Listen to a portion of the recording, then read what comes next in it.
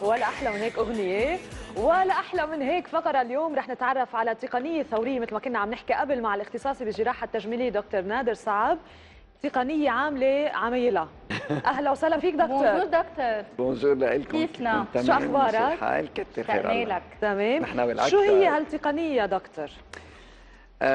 مثل ما بنعرف كثير الناس عانوا من اثار حب الشباب من المسامات المفتوحه، وكان العلاج الوحيد المتداول كان فراكشنال ليزر. الفراكشنال ليزر ما بحياتي استعملته ولا بحياتي حبيت هالتقنيه، نتيجه ما سببت مشاكل وعواقب على الناس وعلى وجوههم، لانه نهار ما نلجا للفراكشن الليزر بنقحط كل البشره، يعني بنحرق كل سطح البشره وبنبقى بنبقى شي اسبوعين كثير محمرين، وبنبقى 3 اشهر الوجه فعلا كانه محروق.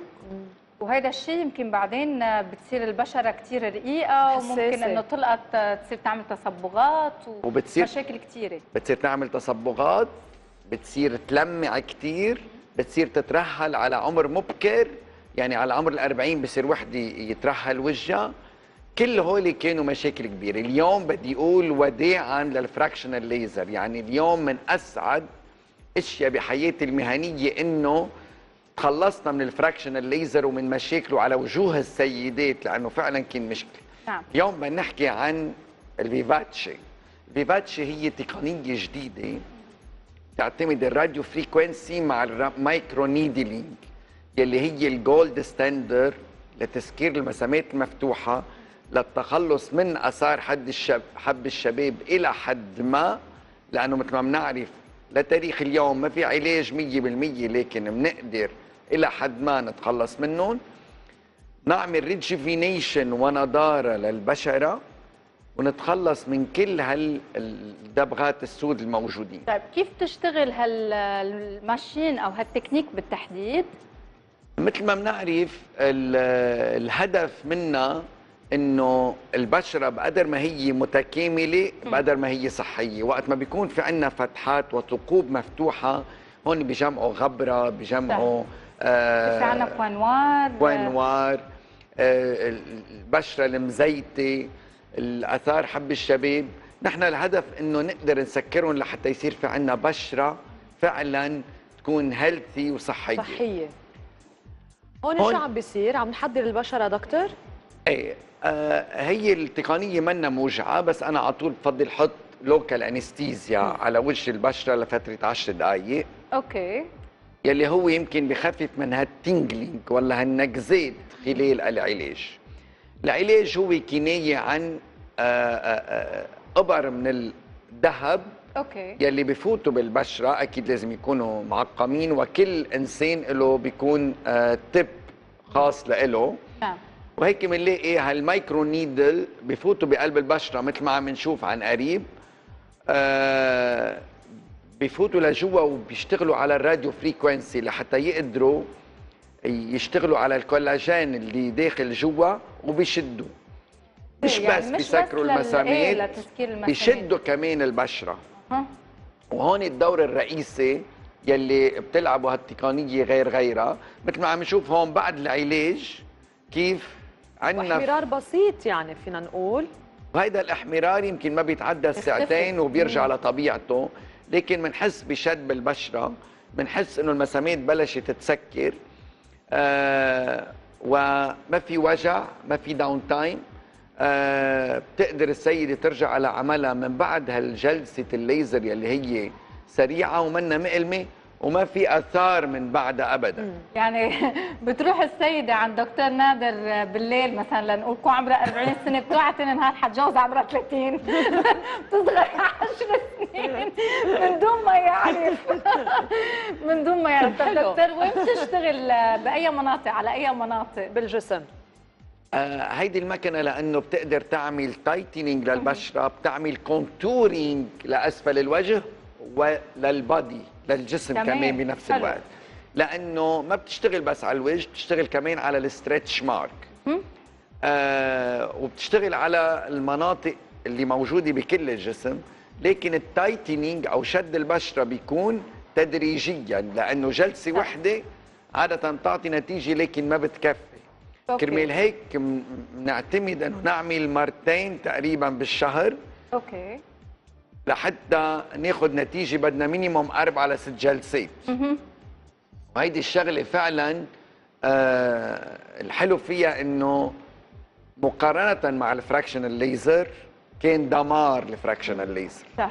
بينما هلا بنلاقي البشره صارت افضل، الناس مبسوطين، ما في وجع، ما في سايد افكت، ما في سايد افكت، ما في ازرقاء، ما في ورم، ما في يعني داون تايم ولا شيء.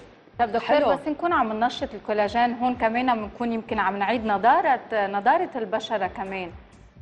ما هو نانسي بتشتغلي على عده اشياء، يعني مسامات، اثار حب شباب، تايتنينج شد للبشره، ستيميوليشن للكولاجين، الكونتورينج تبع الوجه، على الانف بنلاقي كثير من المسامات عاده مفتوحه لانه الجلده بتكون سميكه.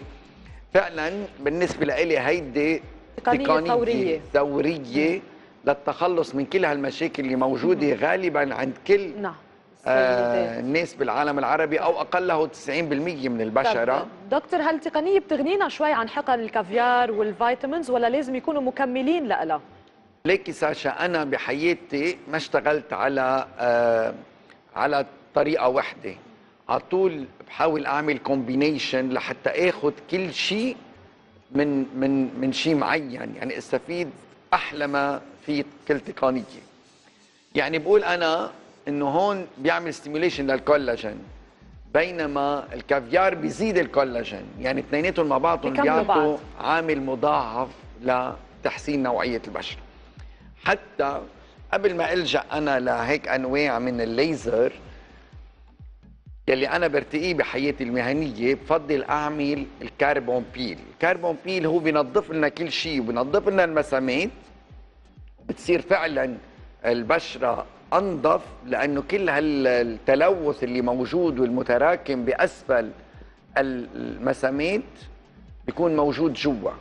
الفيفاتشي ما بتقدر تقضي عليه، لكن بالكربون بيل بنقدر كله نفقعه وننظفه ومن بعدها بنلجا للفيفاتشي، وهون بتكون فعلا الريزالت ميزه مذهله. والله دكتور مش حلحق حضلني رايحه جاي من عندك اليوم كل جمعه في تكنيك جديده مش عم لحق لك.